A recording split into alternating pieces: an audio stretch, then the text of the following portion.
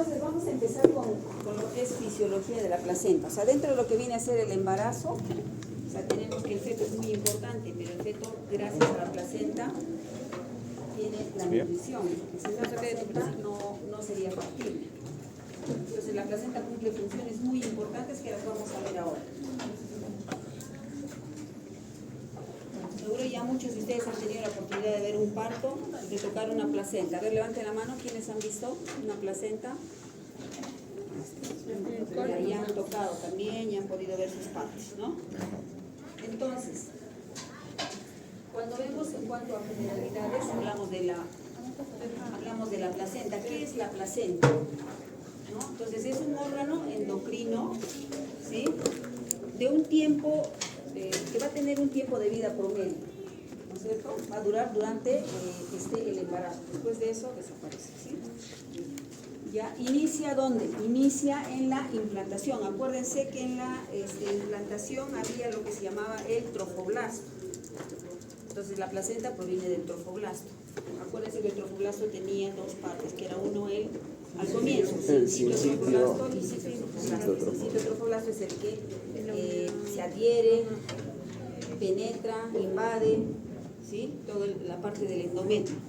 Entonces, va a ser eso lo que va a hacer al comienzo, la implantación, y va a ser funcional totalmente después del primer trimestre. Se habla que es de tipo hemocorial porque hace un contacto directo con la sangre materna, ¿no? La sangre fetal con la sangre materna.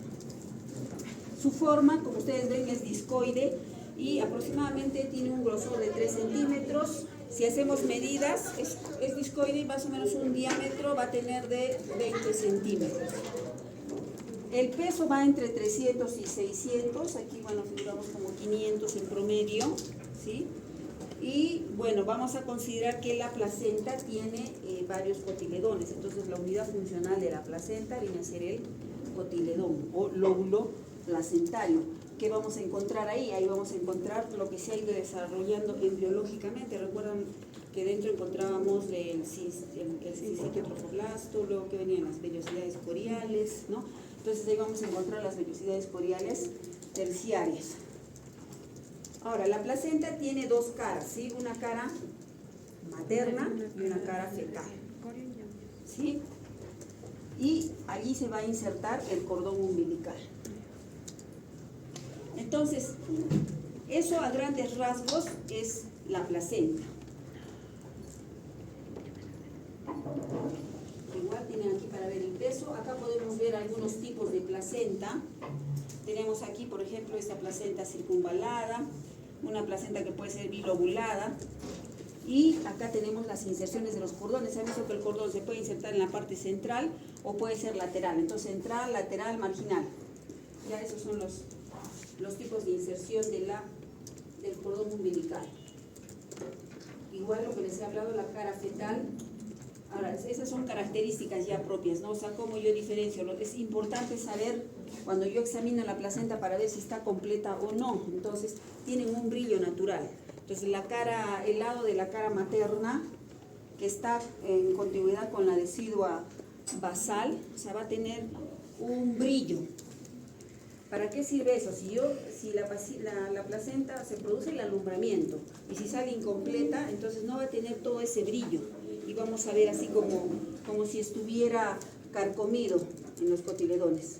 Recuerden también que en cuanto a cotiledones, o sea, ¿cuántos cotiledones tiene en promedio una placenta? Va como que de 15 a 30, 20, en promedio 20, acuérdense, 20 cotiledones, ¿no? Entonces, eso es. Por la cara fetal, recuerden que va a la mano de las membranas, ¿no? La membrana amniótica, que es la que está más directamente con el feto, y la membrana corial. Bien, entonces aquí tienen para ver el cotiledón y qué partes tiene, ¿no? Tenemos los troncos vellositarios, que hablamos, el plato basal, las venas que van a drenar de ese espacio intervelloso. También existe dentro de lo que es la placenta, vamos a encontrar un borde, que viene a ser los bordes de la placenta, que son más pequeños, que no tienen un drenaje directo, pero que sí se comunican con los otros cotiledones, ¿ya? Y es importante esto porque esta parte en esta parte puede acumular sangre, es lo que se llama el seno marginal. Entonces es un grupo de venas dilatadas y lagos venosos que se encuentran en la parte de afuera, la parte periférica, y que van a acumular sangre. Entonces, esto, por ejemplo, cuando está en trabajo de parto, si esto rompe antes, o sea, va a ser una causa, digamos, de hemorragia durante el parto, ¿no? Entonces, para considerar.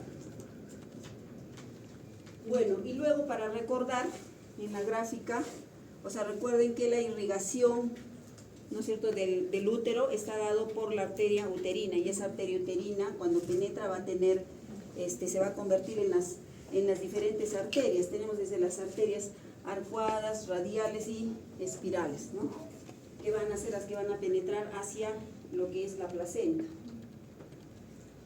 Bien, entonces, ¿qué funciones cumple la placenta? La placenta va a cumplir una función muy importante que viene a ser de barrera entre la madre y el feto, ¿sí?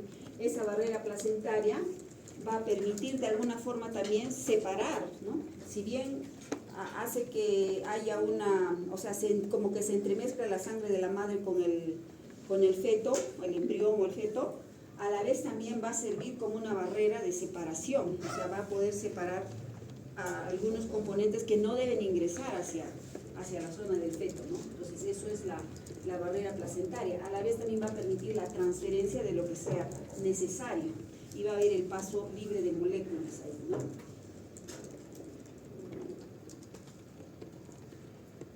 En cuanto a la transferencia placentaria, o sea, por allí van a pasar muchos elementos que van a ser, se van a dar por varios mecanismos. Principalmente estos son los mecanismos de transporte, ¿no?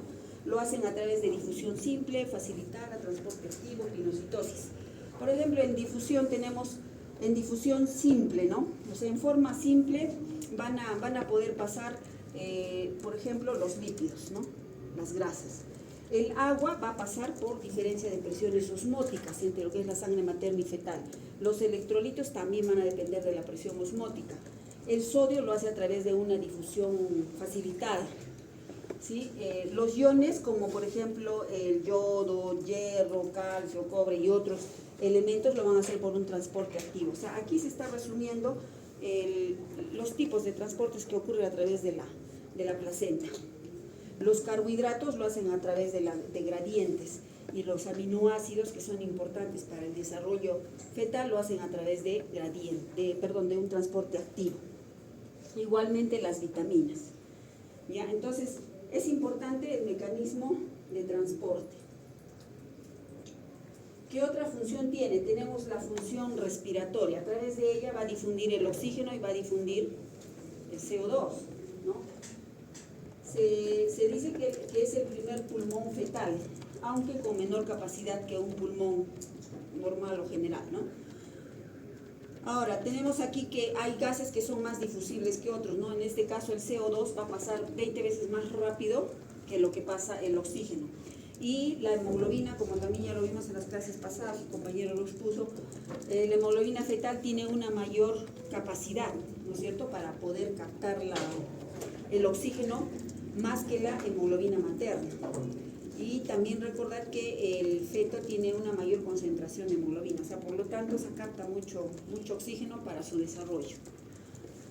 Ahora, ¿tiene una función endocrina? Sí, hemos visto que allí se van a sintetizar muchas hormonas, que también hemos visto ya, ¿no? Entonces, en la placenta tenemos la gonadotrofina coriónica, tenemos el lactógeno placentario y otras como la progesterona estradiol, las proteínas específicas del embarazo y otras proteínas, ¿no? Entonces, de ellas, bueno, la gonadotrofina coriónica la venimos tocando varias veces porque es una hormona muy importante desde el comienzo del embarazo. Entonces ya sabemos que una de su función es, ¿cuál es su función principal? Mantener el cuerpo nutrido, ¿sí? Mantener el cuerpo en las primeras semanas del embarazo. También induce la síntesis de esteroides, en el varón induce la síntesis de testosterona y en su estructura ya sabemos que es similar a la FSH, ¿no? La otra hormona viene a ser el lactógeno placentario, ¿no? El lactógeno placentario es conocida también como que la hormona de...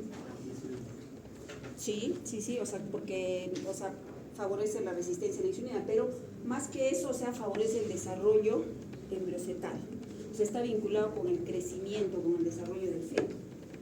¿Ya? Entonces, ¿por qué? Porque ella va a ser la encargada de asegurar que le llegue la glucosa en forma adecuada. Y para ello muchas veces va a desencadenar la lipólisis, va a disminuir la sensibilidad a la insulina y va a aumentar el flujo placentario de aminoácidos.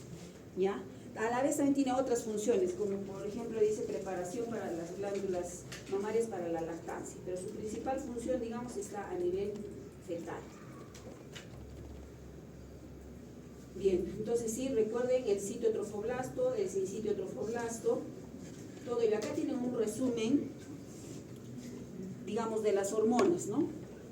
¿Quién las produce y cuál es su función? Entonces aquí tenemos la gonadotrofina coriónica, el lactógeno placentario, otras también como la prolactina, la relaxina, que es importante básicamente cuando hablamos del trabajo de parto, ¿no? Porque va a favorecer la dilatación y también a la vez favorece la relajación uterina. Y también hay otras hormonas como la activina, la inhibina y la hormona del crecimiento placentario. Entonces, la placenta, o sea, tiene como unidad anátomo-funcional al cotiledón o lóbulo placentario, ¿ya? Y la placenta va a cumplir estas funciones de transporte de nutrientes, de respiración, de eliminación de aquellos desechos que no le sirven, ¿no es cierto?, a la parte del feto, hasta una función endocrina. Todo ello para poder mantener el embarazo normal. Si falla algo de esto, o sea, va a dar lugar a patologías. Por ejemplo, tenemos dos patologías comunes. Uno sería el RCIU, la restricción de crecimiento intrauterino, ¿no? ¿Por qué? Porque allí no se da una adecuada, no hay un adecuado flujo sanguíneo a nivel del circuito que hay en la placenta y por lo tanto, o sea, no llega adecuadamente al feto y puede producir una restricción del crecimiento intrauterino, se llama insuficiencia placentaria. ¿Ya? Y bueno, recordar que la gonadotrofina coriónica y el lactógeno placentario son dos de las principales hormonas. El otro problema en donde está vinculado el problemas de placenta o placentación es la preeclampsia. ¿Ya? Muy bien, ¿tienen alguna pregunta hasta aquí?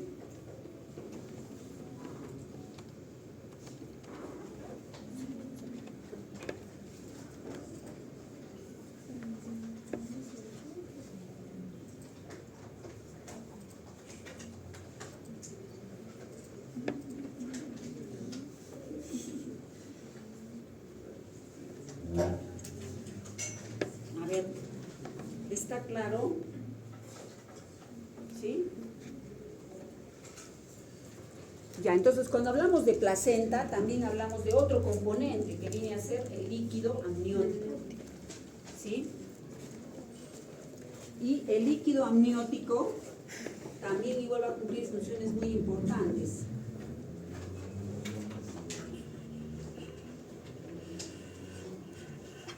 Si nos vamos hacia el final del embarazo, o sea, hacia el tercer trimestre, o sea, va a cumplir una función muy, muy importante porque va a ser una prueba, o sea, va a ser un parámetro que va a medirse dentro de lo que viene a ser las pruebas de bienestar fetal. Nosotros hablamos del perfil biofísico fetal en el que se considera el volumen del líquido amniótico. Este volumen del líquido amniótico que lo podemos medir por ecografía, ¿sí? Y nosotros ahí hablamos de índice de líquido amniótico o de pozo mayor, ¿sí? Índice de líquido amniótico o pozo mayor. Lo vamos a ir viendo también en las patologías, obviamente cuando hablemos de oligohidramios, polihidramios, ¿no? Pero aquí lo que tienen que saber es que forma parte de una prueba de bienestar fetal. Y que hablamos de oligohidramios cuando está disminuido y de polihidramios cuando está incrementado. Y va a resultar un signo, o sea, definitivamente de alerta para la enfermedad, básicamente para el feto, ¿no? Más que para la madre, ¿no? Sobre todo lo que viene a ser el oligohidramios. Ya, esto se va a correlacionar, claro, con la morbilidad y mortalidad neonatal e indirectamente con la mortalidad materna. Entonces, ¿cuánto de líquido más o menos aproximadamente tenemos? O sea, eso va a oscilar, pero en promedio hablamos que hay un líquido, va a ser normal hasta 2000. ¿Desde cuánto? Desde 200. Si está menos de 200 hablamos de oligohidramnios y si está más de 2000 hablamos de hidramnios. Para ello hay unas tablas y hay unos percentiles. Donde mayormente se produce el líquido amniótico va a ser prácticamente desde la semana 24, 25 hasta las 34 semanas, donde el valor puede llegar hasta por encima de 5 litros. ¿Ya? Entonces, aquí tenemos un cuadrito donde vamos a ver cómo va incrementando el índice de líquido amniótico de acuerdo a la edad gestacional. Entonces, a esta edad gestacional hacia las 32 semanas, vemos que hay un pico, ¿no? Y después como que empieza a descender el líquido amniótico. Por ello, entre 25 y 34 semanas decimos el líquido amniótico es donde hay mayormente se produce. ¿Sí? Hacia las 10 semanas, cuando recuerden el embrión medía ¿cuánto? 10. No, a las 10 semanas aproximadamente ¿cuánto mide el embrión? Claro, la longitud craneocaudal. 30 milímetros, o sea 3 centímetros, ¿no? Aproximadamente. Entonces, allí cuando mide así 3 centímetros, o sea, miren cuánto aproximadamente también hay de líquido, 3, ¿no? O sea, 30 mililitros. A las 10 semanas hablamos de 200 mililitros, hacia las 18 semanas de 800, hacia las 10 semanas va a ir aumentando, va a ser como de 100 y a las 18 semanas va a ser algo así como 200 mililitros. ¿Ya? Y hacia el tercer trimestre en promedio va a llegar al litro. Acá estamos con 800, pero al litro. O sea, ¿cuánto es normal en promedio? 1 litro. ¿Ya? Les he dicho que puede llegar a ser más, puede llegar incluso hasta 4 o 5 litros, según las tablas, o sea, según los percentiles. Pero nosotros siempre nos manejamos en promedio. Tercer trimestre, miren.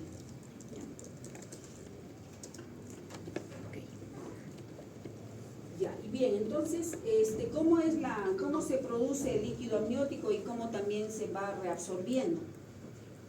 Entonces, recuerden que tenemos que en las primeras semanas, o sea, el líquido amniótico va a ser el resultado del filtrado del plasma materno, o sea, va a tener incluso la misma composición que el plasma materno.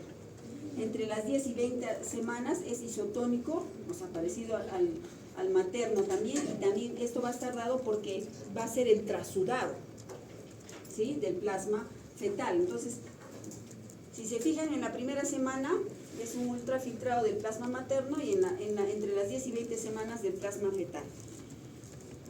Al final del primer trimestre, o sea, cuando ya empieza a funcionar el riñón, ¿no?, allí vamos a tener que, entonces, el principal productor va a ser del líquido amniótico, va a ser el riñón.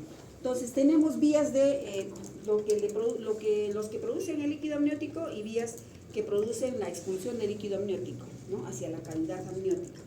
Entonces, la mayor producción de líquido amniótico se va a dar por el riñón fetal, o sea, por la orina fetal. Ese va a ser el principal. El segundo va a ser las secreciones bronquiales, o sea, el aparato pulmonar. Después hay otros, va a ser, digamos, puede ser la piel, las secreciones orofaringias, entre otras, ¿no? Y la principal forma de expulsión va a ser ¿cuál va a ser? ¿Cómo va a hacerse que ese líquido disminuya de la cavidad amniótica? Es a través de la deglución, principalmente, ¿ya? Entonces acá hay un cuadrito donde ustedes pueden ver, ¿ya?, la principal vía de producción, entonces, diuresis fetal y las secreciones pulmonares. La reabsorción va a ser la deglución y segundo va a ser la absorción intramembranosa. Hablamos intramembranosa, que es un flujo bilateral de las membranas, del cordón umbilical incluso, ¿sí? Esos dos principalmente. Entonces, acá tenemos el valor, digamos, de la producción urinaria, cómo va siendo por semanas y también por kilo de peso. O sea, no es necesario que se aprendan de memoria eso, pero sí que tengan una idea, ¿no?, que aproximadamente, o sea, esta producción urinaria va a constituir hacia más o menos unos 600 mililitros de producción en un feto atérmico. O sea, eso es lo que circula en el día, ¿ya?, que está produciendo. Y la osmolaridad urinaria es alrededor de 100 miliosmoles, muy inferior a la del plasma. Bien, y la regulación de todo esto, o sea, va a depender de varias hormonas, ¿no? Como en el adulto también, ¿no? La aldosterona, la vasopresina, el sistema de renina-angiotensina, las prostaglandinas y todo ello, ¿ya? Entonces, eso es importante para que lo recuerden. En cuanto, digamos, a las secreciones pulmonares, estas también van a ir aumentando progresivamente hasta que puede llegar a ser un flujo de unos 200 a 300 mililitros en 24 horas. Van a estar influenciados por factores endocrinos, ¿no? Dentro de ellos tenemos la adrenalina, la arginina, vasopresina y básicamente la hipoxia. Ya, la reabsorción, les repito, se da por la deglución hacia el tubo digestivo.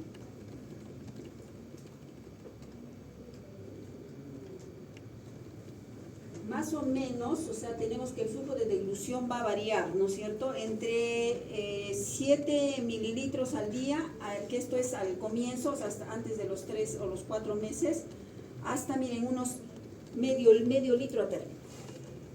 Hasta medio litro puede llegar a ser a término. En cuanto a la absorción intramembranosa, que es la otra forma, a través de la superficie fetal de la placenta, vamos a ver que este flujo, o sea, va a ser bidireccional, o sea, no es unidireccional, o sea, tanto permite, como decir, ¿no?, permite la producción y también permite la reabsorción.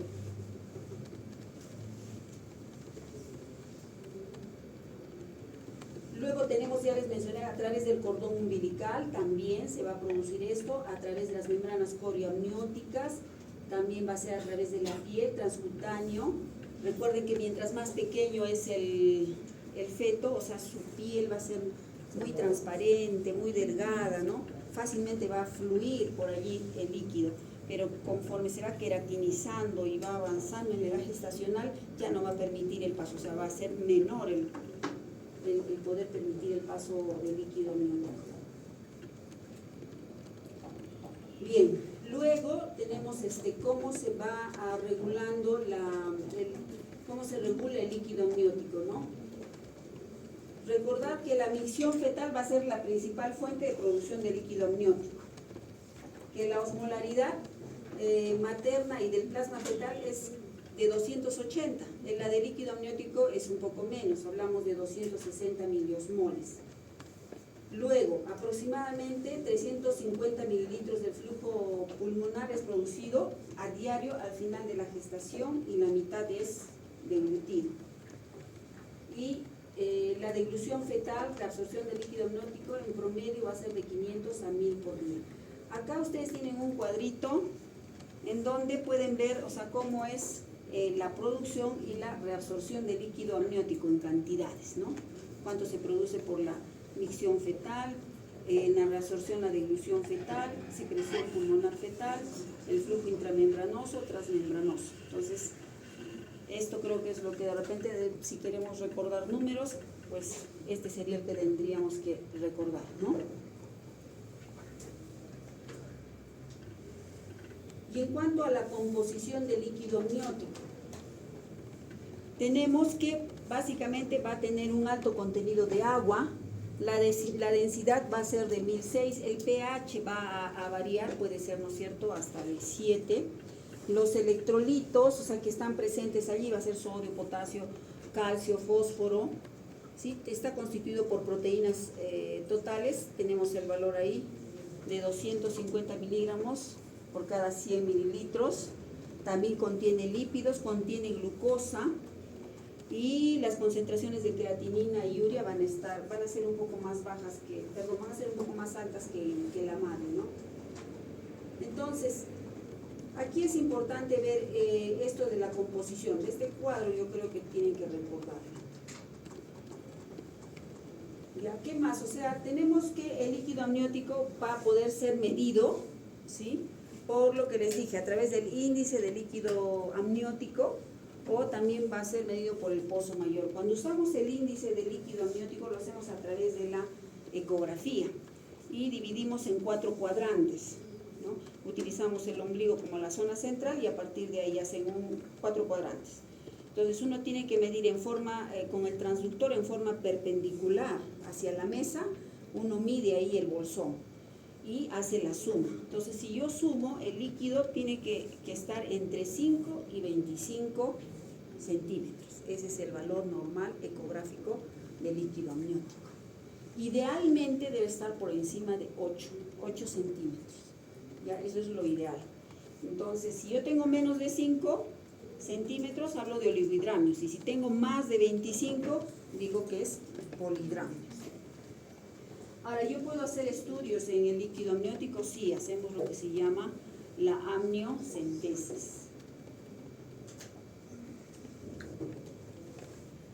Y dentro de las funciones que cumple el líquido amniótico, tenemos que tiene una función antibacteriana, sí, porque es de protección.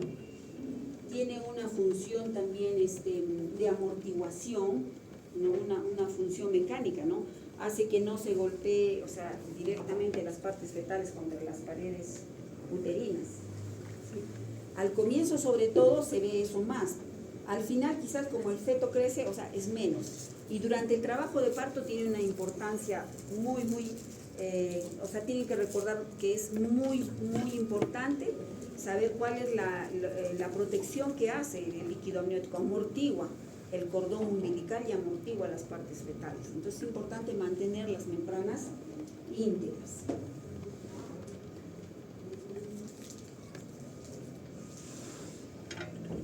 Las mediciones, acá tienen lo que les estaba mencionando, o sea, las mediciones, ¿no? De cómo se hace, cuando es polihidramios, oligohidramios, ¿sí? Y también lo que podemos hacer, lo que les decía, la amniocentesis, ¿no? Bueno, entonces acá tienen como conclusión las dos principales fuentes de producción de líquido amniótico, viene a ser la diuresis fetal y las secreciones pulmonares. Y las dos principales vías de reabsorción viene a ser a través de la deglución y a través de la superficie fetal de la placenta, o sea, la transmembrana, ¿no es cierto? El transporte transmembrana.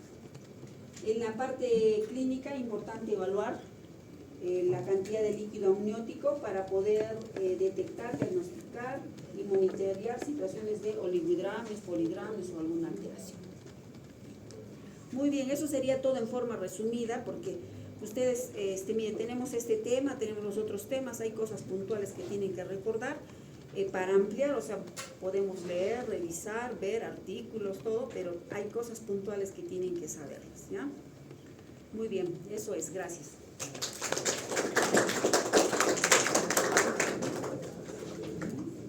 A ver, chicos, ¿alguna pregunta o acotación?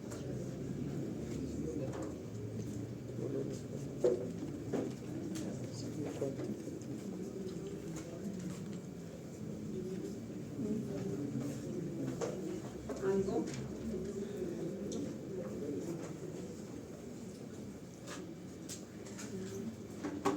Listo, entonces podemos pasar a lo que viene a ser el tema que nos tocaba el día de hoy, que era mesis e hiperemesis.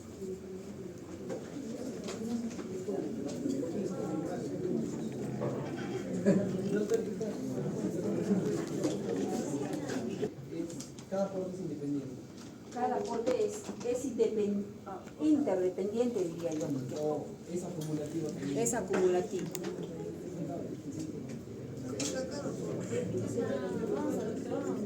O sea, en el segundo aporte no entra. Exacto. Es que, chicos, esto se relaciona, no tengan temor porque no va a ser difícil tampoco. O sea, yo no voy a decir, pues hago oligohidramios y no voy a preguntar, digamos, fórmula obstétrica. O sea, tienen que saber, ¿no? Al tercer tipo de aporte. ¿Alguna otra pregunta? Bien, entonces ahora vamos a entrar a lo que viene a ser ya un poco, que digamos, algunas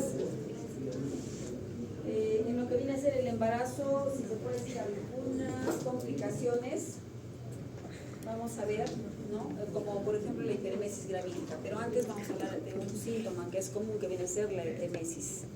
Vamos. Doctora, buenas tardes, compañeros. Vamos a hablar de la emesis y la hiperemesis gravídica. Ya.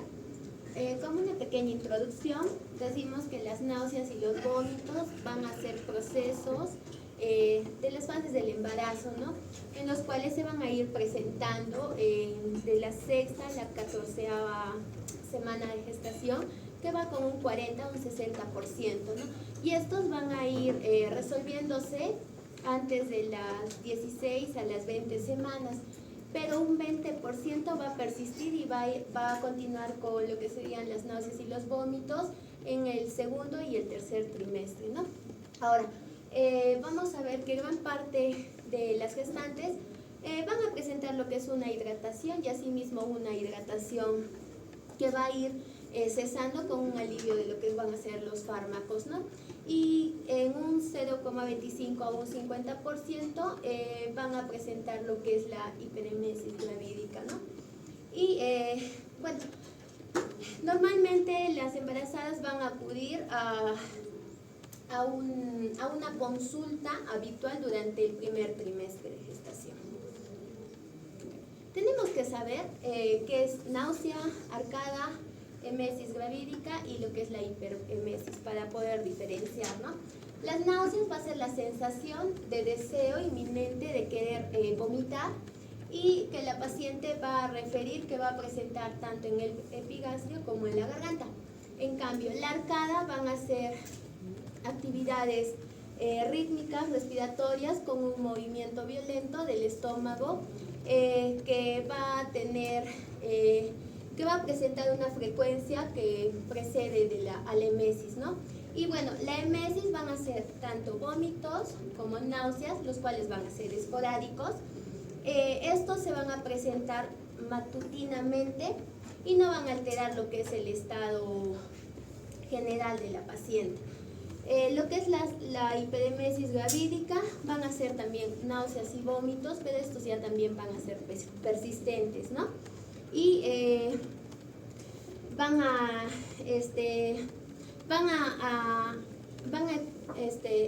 impedir que la paciente o la gestante tenga una adecuada alimentación. Entonces, como no va a tener una adecuada alimentación, va a tener una baja de peso. Entonces, la emesis gravídica. Estas son náuseas y vómitos, como ya lo había mencionado, esporádicos, ¿no? Que aparecen normalmente en la primera hora de la mañana y esto va a ir mejorando con el pasar del día, ¿no?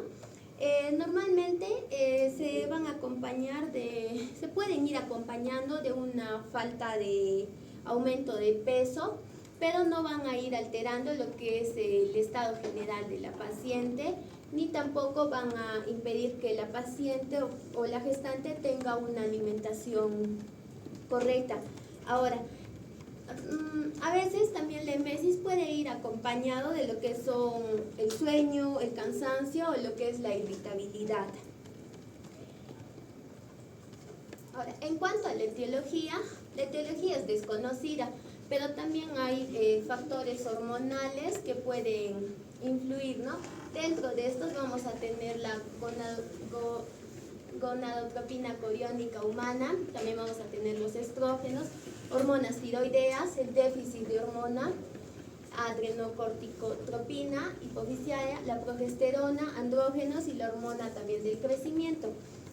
Ahora, también hay factores genéticos, metabólicos, psicológicos y sociales. Dentro de estos factores vamos a ver que influyen aquellas gestaciones que no son deseadas, aquellas gestaciones a temprana edad, también está gestaciones que van a ser primarias o primíparas, también influyen aquellas gestaciones que son mayores de 35 años en algunos casos. Están también los factores alérgicos, como por ejemplo la proteína placentaria específica, y también hay factores que alteran el pH gástrico. Dentro de esto vamos a tener lo que es la infección por Helicobacter y un déficit también de piridoxina. En cuanto al cuadro clínico, estos se van a presentar, como se menciona, ¿no? Mediante náuseas intensas y lo que son vómitos, los cuales estos se van a dar por lo que son olores fuertes. Dentro de estas se puede presentar por lo que son los mucobiliosos y de ahí van a pasar a lo que son los alimentarios. Dentro de los olores fuertes podemos tener lo que es el tabaco, lo que son aceites fuertes, los perfumes. También se puede presentar porque la paciente pueda ver, digamos, una comida bastante proporcionada, entonces también eso va a provocar, y también la ingesta de alimentos o también puede ser la ingesta de drogas. En cuanto al cuadro clínico, también la paciente presenta lo que son, en cuanto al aliento, va a presentar un aliento fétido y también un olor a lo que puede ser más o menos a frutas. Y en algunos casos puede la paciente presentar lo que son erosión de los labios, una lengua seca o agrietada y también lo que son encías que van a estar enrojecidas. En cuanto al manejo, vamos a ver que mayormente se da mediante un manejo ambulatorio donde se da una medicación, ¿no? Se va a dar lo que son las vitaminas, tanto B6 y la vitamina B1, estas en una dosis de 10 miligramos por día y se tiene que tomar ambas. El dimenhidrato 50 miligramos vía oral, esto mayormente es antes de los alimentos, y la metoclopramida es 10 miligramos igual vía oral, esto es antes de los alimentos. Ahora, en cuanto a las recomendaciones nutricionales, normalmente, como ya se dijo en el manejo, no se tiene que dar lo que son las vitaminas, esto con el fin de ayudar a que se optimice lo que es la nutrición. Más que todo esto se va a dar con la vitamina B6. Ahora, se debe sí o sí en la nutrición recomendar lo que son las comidas poco cuantiosas, pero estas tienen que ir fraccionadas cada 2 horas para así evitar que la paciente sienta un estómago lleno. De preferencia dar lo que son alimentos fríos y sólidos. En cuanto a los líquidos, hay que evitar en las mañanas. Como va a haber una pérdida, ya que la paciente puede estar vomitando a cada instante, hay que reponer, entonces se le sugiere que, bueno, beber aguas, ¿no? Pero esto en cantidades pequeñas, cada 10 a 15 minutos hasta que vaya tolerando. Ahora hay que evitar lo que son bebidas tanto irritantes, o aquellas bebidas que vayan a tener gas, como por ejemplo el café, alcohol o aquellos zumos que vayan a ser ácidos. También hay que procurar tomar lo que son bebidas, ya sea fría o al tiempo, no calientes. Y bueno, que no tengan lo que son olores fuertes, de preferencia puede ser agua o alguna infusión que no tenga un olor fuerte. En cuanto a las comidas, hay que realizar diferentes tipos de comidas, de preferencia durante el día, y pueden ser de 6 a 7, ¿no?, ingestas de comida, pero esto en pocas cantidades. Se le recomienda a la paciente o a la gestante comer tranquilamente, que tenga una muy buena masticación y que sea en un ambiente tranquilo para que pueda asimilar. Y en cuanto a comidas tanto ya sean caldosas o secas, se recomienda lo que son las comidas secas, más que todo de repente en el desayuno comenzar, ¿no?, con lo que son pan tostados, lo que son galletas integrales o cereales, ¿no? No se recomienda que la comida tenga proporciones de grasa, como por ejemplo que sean fritas o que estén en bastante salsa, ya que eso ayuda a enlentecer lo que es la digestión, y de ahí la paciente va a empezar a presentar lo que son los vómitos, ¿no?, junto con la pesadez. También no se recomienda lo que son los condimentos. En este caso a la paciente se le recomienda sí o sí de repente al vapor o a la plancha lo que son los alimentos. También en cuanto a las verduras se recomienda que todo sea al vapor, y una vez que la paciente ya esté asimilando se puede ir de a poco ir comiendo lo que son verduras crudas. En lácteos de igual manera, ¿no? Se recomienda que estén bajos en grasa o que sean desnatados, y de ahí una vez que va asimilando de igual manera se le va a recomendar que vaya ingiriendo de a poco. Y bueno, después de cada comida se recomienda hacer un reposo de 1 hora. Esto sí o sí tiene que estar sentado o 45 grados, no puede estar echada porque eso también no le ayuda, y no se recomienda hacer ejercicio físico, sino que se le recomienda hacer caminatas pausadamente.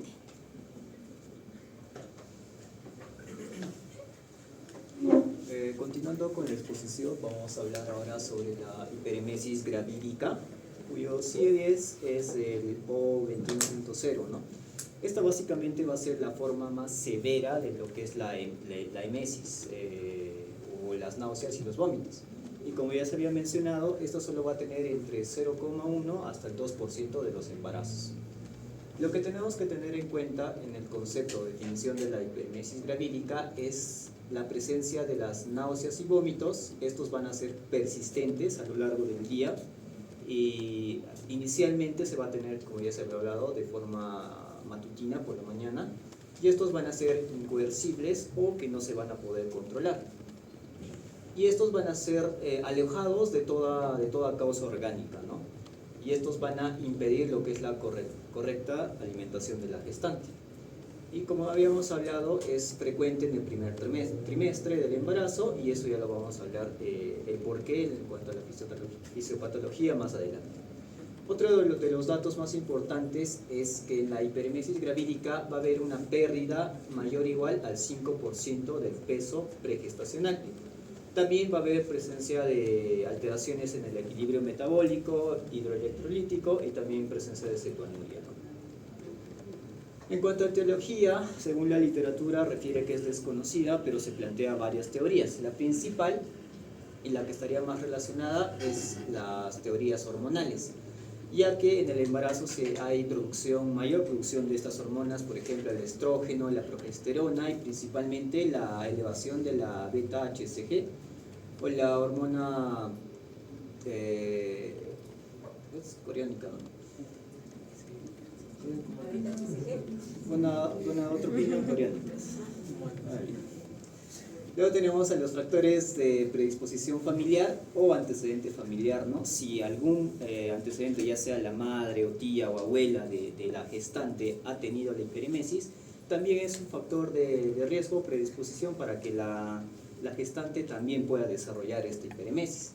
También factores metabólicos, por ejemplo, en casos de desnutrición de las embarazadas por déficit de piridoxina, o también otras vitaminas del complejo B, o también déficit de la vitamina B1 o tiamina, ¿no? Otros factores son los factores neurológicos, los cuales están relacionados en algunos casos con la producción de serotonina. Los alérgicos o inmunológicos, esto se da en casos de que la madre esté rechazando al embrión. También puede haber presencia o desarrollo de esta patología de la hiperemesis. Otro es la alteración del pH gástrico con la infección de la Helicobacter pylori. Y vamos a tener que, si se trata de lo que es esta bacteria, esta hiperemesis puede disminuir, incluso resolverse mucho más antes, ¿no? O esas náuseas pueden resolverse también. Los factores de riesgo, vamos a tener a mujeres con un incremento de la masa placentaria, embarazo molar o embarazo múltiple. O sea, cuando se tiene un embarazo gemelar, ambos fetos, ambos embriones van a generar prácticamente el doble de la hormona gonadotropina coriónica, y por ende va a haber mayor riesgo de producir lo que es la hiperemesis, ¿no? También antecedente de hiperemesis gravídica en embarazos anteriores, o sea, si la gestante ha tenido esta patología en sus anteriores embarazos, es más seguro, más probable que vuelva a sufrir en su embarazo actual. También vamos a tener otro factor que es la luminiparidad, o en edades extremas mayores a 31 años, ¿no? Que es un factor de riesgo también para que se produzca esta patología. También pacientes con bajo peso u obesidad, o también si ha tenido anemia gestacional. Y también en casos de pacientes que embarazadas hayan tenido hipertiroidismo anteriormente. En cuanto a la fisiopatología, como habíamos mencionado, el mayor causante de lo que es esta hiperemesis gravídica es la gonadotropina coriónica humana. Esto ya que, como puede ver en este cuadro, su producción inicia la cuarta semana, ¿ya? Y esta va a tener un pico más o menos a la 9ª semana hasta la semana 16 más o menos, que va a descender. Como habíamos indicado anteriormente, esto se presenta en el primer trimestre, estas náuseas o vómitos, y justamente por la producción de esta hormona, ¿no? Que llega hasta su pico alto hasta la 9ª semana, ¿ya? Y vamos a tener en este otro cuadrito que son los niveles de la hormona gonadotropina coriónica en cada semana, y como se puede evidenciar, en la 9ª y 12ª semana ya va a estar entre sus 25.700 a 288.000 mililitros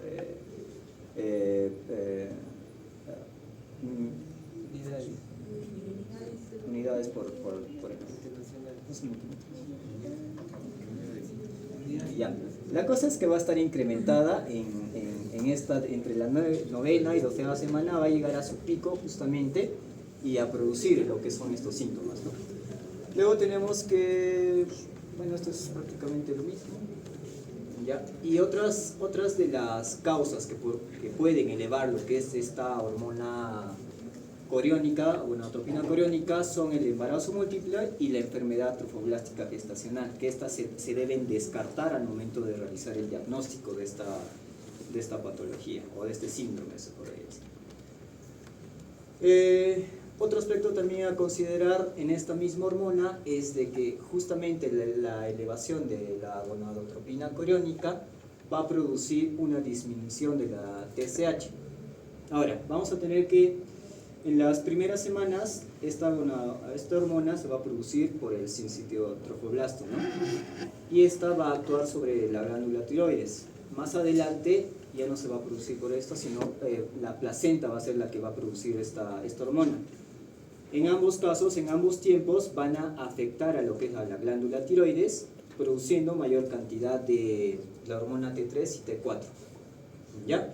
Habiendo en los laboratorios una disminución de lo que es la TSH, ¿no? Por una retroalimentación negativa, ya que va a haber exceso de T3 y de T4 en sangre, van a inhibir lo que es la producción de la TSH, ¿no? Entonces en el laboratorio vamos a encontrar que la TSH va a estar disminuyendo. Y esta elevación de la T4 libre, más que todo, se va a elevar en mayor cantidad la T4 libre y la T3, va a producir un hipertiroidismo transitorio de la gestación. ¿Transitorio por qué? Porque solo se va a dar en la gestación. Esta patología también va a ayudar o a incrementar o va a retroalimentar lo que es la producción de hiperemesis, ¿no? Que es una de las causas también. El incremento de la T3 y T4. Esta patología, bueno, como datos adicionales, va a ser asintomática, va a ser autolimitada porque solo se va a dar en ese periodo, va a ser un trastorno puramente bioquímico, y esta patología se debe sospechar más que todo en casos de hiperemesis gravídica, que va a iniciar entre la 6ª y va a ser persistente hasta la 20ª semana. Y esta se va a resolver, este hipertiroidismo transitorio se va a resolver cuando se resuelva lo que es la hiperemesis, ¿no? O haya un descenso fisiológico de la gonadotropina coriónica, que es alrededor de más o menos de la 18 a la 20ª semana. ¿Ya? Luego tenemos el aumento de progesterona, que va a producir lo que es en 2 puntos la disminución de la movilidad esofágica y gástrica, y también la disminución de la presión del esfínter esofágico, lo cual van a predisponer a lo que son los vómitos, ¿no? En cuanto al diagnóstico, según la literatura, refiere que va a ser de exclusión, descartando otras patologías que puedan explicar los síntomas, o también puede ser clínico y mediante la anamnesis. La paciente puede referir presentar náuseas y vómitos matinales, cialorrea, modificaciones en el apetito y el gusto. También puede referir epigastralgia o hematemesis en estos casos de complicaciones por vómitos recurrentes. No hay desgarro de lo que es el esófago, produciendo lo que es un sangrado y vómito con sangre, ¿no? También la paciente puede referir un olor fétido en cuanto al aliento o aliento a frutas. Esto por la deshidratación y generación de lo que es una cetoacidosis. También refiere pérdida de peso, signos de deshidratación como mucosas secas, la ictericia también, confusión y letargo. Y vamos a tener que también el diagnóstico se puede dar según criterios de gravedad, que lo vamos a ver más adelante. También se puede realizar algunas pruebas auxiliares o de imagen, ¿no? Vamos a tener que se puede realizar una ecografía obstétrica para descartar lo que es la enfermedad del trofoblasto, y también se puede, en algunos casos, si la paciente ya ha tenido otra gestación con esta patología, con hiperemesis, se puede realizar un conteo de lo que es de la hormona gonadotropina coriónica, ¿no? Otra prueba de imagen es la ecografía obstétrica para evaluar lo que es la gestación, si se tiene un feto único o si es un embarazo gemelar o múltiple, ¿no? También vamos a tener lo que es, se puede pedir lo que es un hemograma, y en esta se puede evidenciar lo que es la hemoconcentración. Se tiene que pedir también lo que es un perfil renal, lo cual nos va a dar datos de un incremento de la urea y creatinina. En cuanto al análisis de orina que se pide a la paciente, nos va a presentar cetoanuria y aumento de la osmolaridad. También se puede pedir un perfil hepático, lo cual va a haber en un 20 a 30% de las gestantes va a haber un incremento de lo que son las transaminasas, ¿no? También se puede realizar un perfil pancreático y tiroideo para lo anterior que había indicado, ¿no? Para descartar que se esté desarrollando lo que es un hipertiroidismo. También el AGA electrolitos, muy importante, donde podemos evidenciar una disminución de sodio o una disminución de potasio, y también la producción de una alcalosis metabólica. En cuanto a los... hay una guía que refiere y se plantea lo que es unos grados clínicos para la hiperemesis gravídica, ¿no? Con fines prácticos se presenta estos criterios, donde tenemos criterios clínicos del diagnóstico, que va desde leve hasta grave, ¿no? Leve, moderada y grave. En la leve vamos a tener que la paciente va a tener una pérdida de peso corporal menor al 5%, con signos leves de deshidratación, cuyos síntomas van a ser los vómitos persistentes pero tolerables y la piel y mucosas secas. Una hiperemesis gravídica moderada va a haber una pérdida de peso corporal desde el 5 al 9%, ¿no? Y estos va también acompañado de signos moderados de deshidratación, y cuyos síntomas van a ser los vómitos persistentes frecuentes, las mucosas y la lengua seca y rugosa, la presencia de cialorrea y la sensibilidad aumentada a ciertos olores. En cuanto a la hiperemesis gravídica grave, va a haber una pérdida corporal del peso corporal del 10%, con signos severos de deshidratación. En este punto ya va a haber confusión mental, ansiedad, cetoacidosis, neuritis periférica y oliguria e ictericia, ¿no? Lo cual, si estos no se llegan a controlar, nos van a llevar a las complicaciones. En cuanto a los criterios de internamiento, ni bien diagnosticamos a este tipo de pacientes, los tenemos que hospitalizar. Para hospitalizarlos tenemos que tener algunos criterios en cuenta. Por ejemplo, la duración prolongada de los síntomas ya mencionados, una pérdida de peso objetiva mayor al 5% del peso pregestacional, los signos y síntomas de deshidratación, alteraciones hidroelectrolíticas que ya se había evaluado en lo que es cuando pedimos los exámenes a la paciente, y un deterioro nutricional y metabólico progresivo, ¿no? Que esos datos en la anamnesis los recabamos, cómo está con sus alimentos la paciente. En cuanto al tratamiento, vamos a tener un plan de trabajo, lo cual va a consistir, una vez hospitalizada la paciente, se debe corregir la deshidratación para mejorar los síntomas, corregir el desbalance electrolítico y la función renal. Se debe realizar también una terapia medicamentosa para tratar estos síntomas, y también la literatura refiere que la paciente tiene que recibir psicoterapia de apoyo. En cuanto a las medidas generales, principalmente, una vez teniendo el diagnóstico, la hospitalización, el internamiento tiene que ser en un ambiente tranquilo y a oscuras, en reposo absoluto, con aislamiento de las visitas restringidas. Se tiene que suspender lo que es la ingesta de alimentos, nada por vía oral, entre 24 a 72 horas. Se tiene que evaluar lo que es el balance hidroelectrolítico, se tiene que tomar el peso al ingreso y un control diario, y pues realizar mientras se hace el tratamiento, los exámenes auxiliares y exámenes correspondientes, ¿no? En cuanto a las medidas específicas, el tratamiento de la deshidratación y alteraciones electrolíticas. Se tiene que hidratar al paciente con sueroterapia y la reposición de los electrolitos. En cuanto a la sueroterapia, la guía refiere que se tiene que dar al paciente entre 2.000 a 3.000 centímetros cúbicos cada 24 horas, 2 a 3 litros, según el estado clínico del paciente y según su peso corporal. Más o menos entre 30 a 40 centímetros cúbicos por kilogramo por día de este líquido, ¿no? Alternado entre sueros fisiológicos y glucosados también al 5%. Y se tiene que conseguir diuresis mayores a 1.000 centímetros cúbicos en un día. En cuanto a la reposición electrolítica, vamos a evaluar lo que es el sodio, el potasio, el cloro y las demás, principalmente el sodio.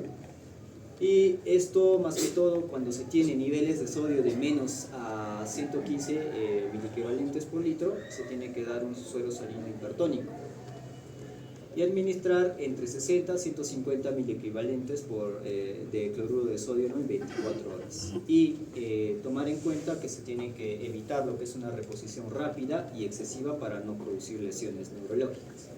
En cuanto al potasio, si la concentración sérica es de mayor a 2.5 miliequivalentes por litro, se debe administrar hasta 10 miliequivalentes por hora, y si la concentración sérica es de menor a 2 miliequivalentes por litro, y el paciente presente trastornos en el EKG o síntomas musculares, se tiene que administrar en 40 miliequivalentes por hora, pero sin pasar de los 100 a 200 miliequivalentes por hora. Y el cloro se administra conjuntamente con el sodio. También se tiene que tomar en cuenta los requerimientos nutricionales. Esto se puede hacer una valoración por un nutricionista, o dietas que el nutricionista pueda indicarle, y bueno, se tiene que hacer una interconsulta, o se le puede dar dietas fraccionadas en todo el día y más que todo bajas en grasas. En cuanto al tratamiento farmacológico, se le puede dar antieméticos al paciente, ansiolíticos, antiácidos y vitaminas, conjuntamente, como ya habíamos mencionado, con glucosa también, ¿no? Se le puede dar inhibidores de la histamina, antieméticos como el dimenhidrinato, 50 miligramos. Esto tiene que pasar lento y diluido vía intravenosa cada 6 horas. Inhibidores de la dopamina como la metoclopramida, de 10 miligramos intravenosa cada 8 horas. La ranitidina, de 50 miligramos intravenosa cada 8 horas también. Diazepam, si es que la paciente presenta estados de ansiedad, de 10 miligramos intramuscular o intravenosa. Y se da esteroides o corticosteroides a las pacientes, más que todo si presenta una hiperemesis gravídica refractaria, o sea que no responde al tratamiento anterior. En este caso se le da lo que es la metilprednisolona de 16 miligramos 3 veces al día por 3 días, hasta más o menos por 2 semanas. Y también se le tiene que reponer lo que es algunas vitaminas, principalmente la tiamina o vitamina B1 y la piridoxina, que es la vitamina 6. Y también se puede reponer lo que es se le puede dar a la paciente la vitamina C. Y un dato adicional es que está contraindicado darle los inhibidores de la serotonina, por ejemplo el ondansetron. En cuanto a las complicaciones, vamos a tener algunas complicaciones, por ejemplo la del síndrome de Mallory-Weiss, que básicamente se da por el desgarro de lo que es el esófago, lo cual en los síntomas va a asociar a hematemesis, ¿no? a sangre en vómitos. Y vamos a tener también al síndrome de Mendelssohn, que va a ser la neumonía por aspiración, por los vómitos continuos. El síndrome de Bogerheim, que se va a dar por la ruptura esofágica por vómitos violentos, ¿no? La encefalopatía de Wernicke-Korsakoff. Esta es una patología, una complicación que es poco frecuente, pero es la más grave que va a tener esta patología, y esto se va a asociar mucho a la mortalidad de la paciente, ¿no? Y también del feto. Y esto principalmente se va a dar por la deficiencia de la vitamina B1 o tiamina. Por eso es que en las indicaciones se le tiene que reponer estas vitaminas, ¿no? Para no tener estas complicaciones.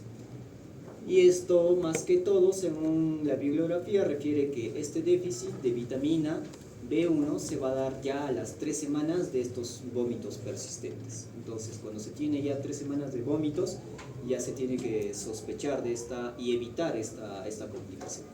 La triada de esta encefalopatía va a ser que vamos a tener a un paciente con anormalidad ocular, o sea, puede presentar oftalmoplejía o diplopia.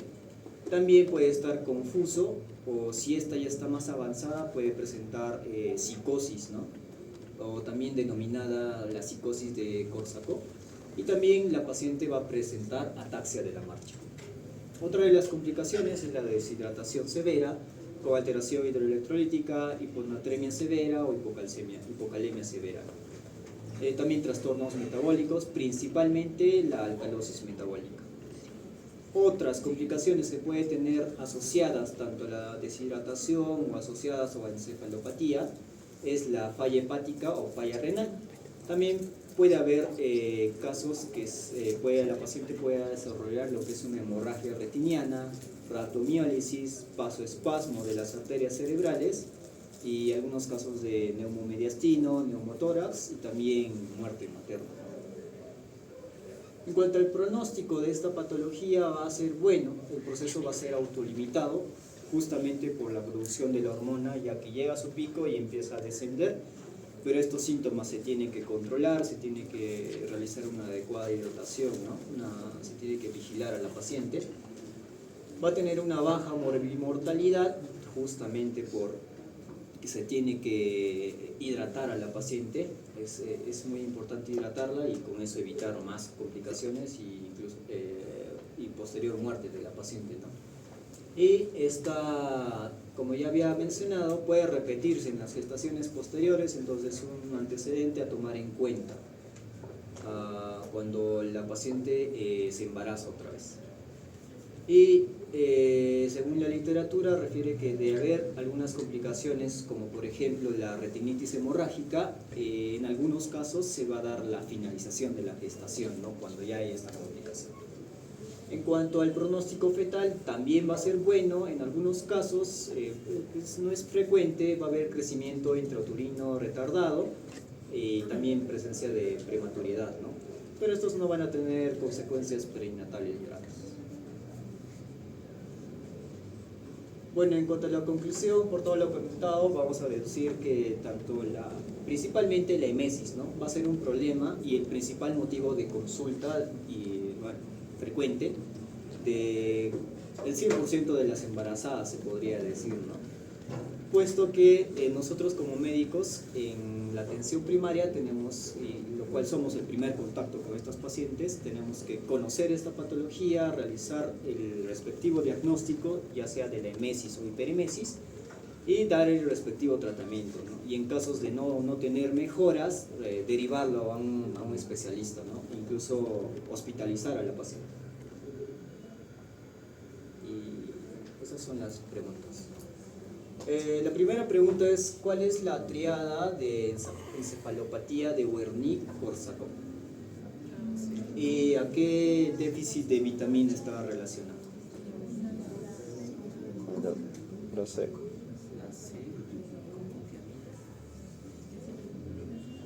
La sé. Ah, no. ¿Estás de acuerdo? ¿Cuál es la respuesta? Ya, sí, ciertamente la respuesta es la C.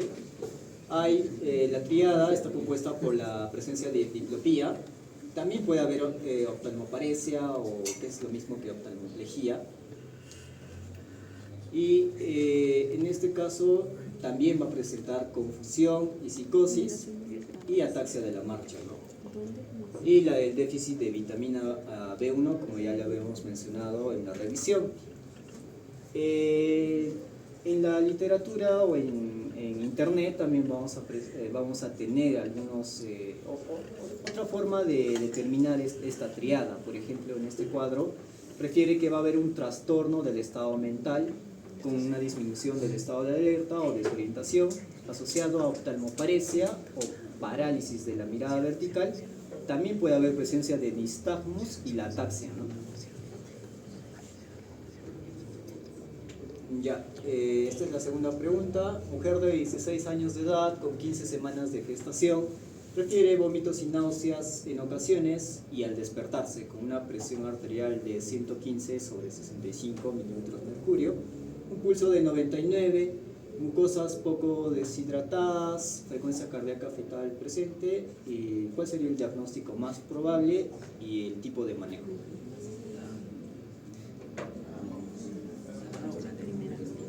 La D.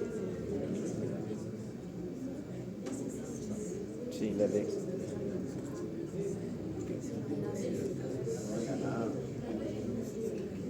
Lo dice hiperemesis. Dice, mira, vómitos en ocasiones. ¿La D o la B? Yo digo la D. Si no, ojalá me... Ninguna de las anteriores. No hay. D o B, ¿no? Entre esas dos está. Mesis gravídica. Ambulatorio, pero hospitalización. Será referencia. A ver, ¿cuál es la respuesta? La B. La más genérica, está bien. Más genérica. No hemos hablado de una epimesis gravídica leve. ¿Ya? Según la revisión no existe, entonces descartaríamos esa. La epimesis gravídica no requiere hospitalización. La hiperemesis gravídica moderada sí requiere, pero no es el caso porque no refiere la pérdida, ¿no? de peso. La persona no refiere que ha perdido peso y la presión arterial está bien, el pulso está dentro del rango normal, las mucosas están un poco deshidratadas. ¿Ya? Y eso es todo.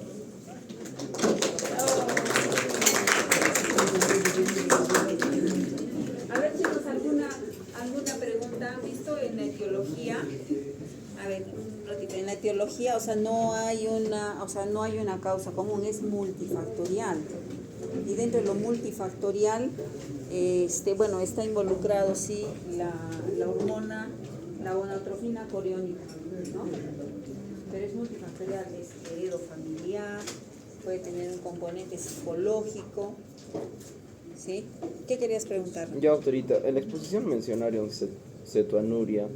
Y ya, yo quería preguntar, ¿por qué es que se genera esta cetoanuria? Buena pregunta, a ver, para el grupo. Dice, ¿por qué se genera la cetonuria? O sea, ¿cómo se produce? ¿Por qué se produce? A ver. Baja de peso la gestante, entonces se produce o se activa la otra vía para generar glucosa. Un poquito más fuerte. Está bien. Por ahí va la respuesta. Y ahí es donde se llega a los cuerpos cetónicos. ¿Cómo era esta vez? ¿Se acuerdan del ciclo de Krebs? Se condensa la ¿Sí? O sea, va por ahí la respuesta, ¿no? O sea, se supone que en la hiperemesis gravídica, o sea, la paciente no consume alimentos, por lo tanto, o sea, no, o sea, necesita más energía y no tiene de dónde sacar. ¿De dónde va a obtener su energía? Va a obtener de su propio organismo. O sea, estamos hablando de las proteínas, de los músculos, ¿no? Y ahí va a echar mano a lo que dijo, la gluconeogénesis, ¿qué más? Glucogenólisis, ¿no? Y todo el ciclo, o sea, donde es el ciclo anaeróbico, ¿cuál es? ¿No? Donde se pueden producir los cuerpos cetónicos. De allí viene, ¿sí? Ahora, para el diagnóstico, entonces para el diagnóstico lo que su compañero ha mencionado es básico, porque yo como hago la diferenciación de si es una emesis o es una hiperemesis. O sea, clínicamente sí puedo decir por unos vómitos incoercibles, ¿no? O sea, vómitos que no le permiten tolerar alimento alguno a la paciente. ¿Sí? Eso es uno. Pero clínicamente puedo encontrar signos de deshidratación en la emesis y en la hiperemesis. Obviamente en la hiperemesis encontraré más signos de deshidratación. Pero algo que va a ir a favorecer el diagnóstico va a ser la presencia de los cuerpos cetónicos en orina, o sea, la cetonuria. Eso hace el diagnóstico de hiperemesis gravídica. Eso, ¿qué más? Si lo asociamos a trastornos hidroelectrolíticos. O sea, toman el agua y electrolitos y de repente vemos disminución del potasio, disminución del sodio. Eso va a ser el diagnóstico de una hiperemesis. Y en cuanto al manejo, o sea, en el manejo básicamente está dado por una hidratación adecuada. Se pone a la paciente en NPO, o sea, nada por vía oral. ¿Sí? ¿Por qué? Porque es el alimento, es el olor el que le provoca a la paciente las náuseas y los vómitos. Entonces se hace un reposo. Y una vez que la paciente se hidrata bien, se le empieza a dar la tolerancia oral. La tolerancia oral no se hace, digamos, por una dieta líquida, no, se hace por una dieta blanda o una dieta completa, seca, fraccionada. ¿Por qué? Porque acuérdense que el tránsito intestinal en estas pacientes está mucho más lento, entonces requiere pequeñas porciones para poder tolerarlas, ¿no?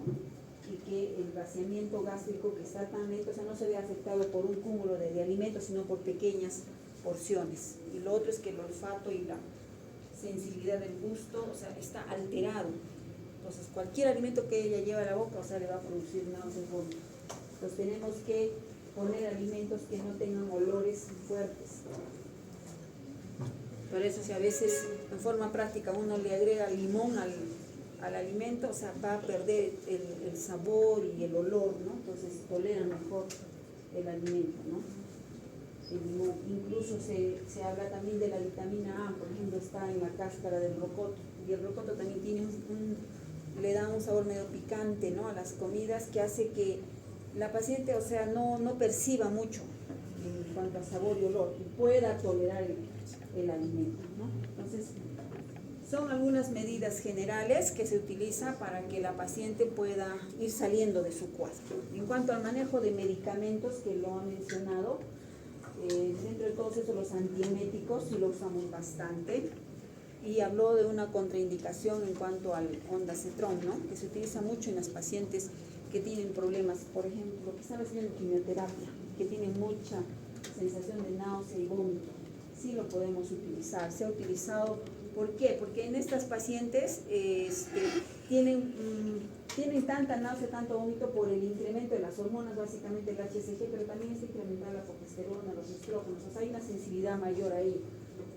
Entonces, a veces son refractarios al tratamiento. Entonces, como una última opción, sí se tiene el ondansetron, ¿ya? Claro, ha mencionado que está contraindicado, ¿no? Pero bueno, hay estudios pequeños, sobre todo en lo que es pacientes manejadas en fecundación in vitro, o sea, donde presentan mucha náusea y vómito, y sí se utiliza, ¿ya? Bien, ¿alguna inquietud más? Bien, entonces trabajemos en grupos. Les mandé un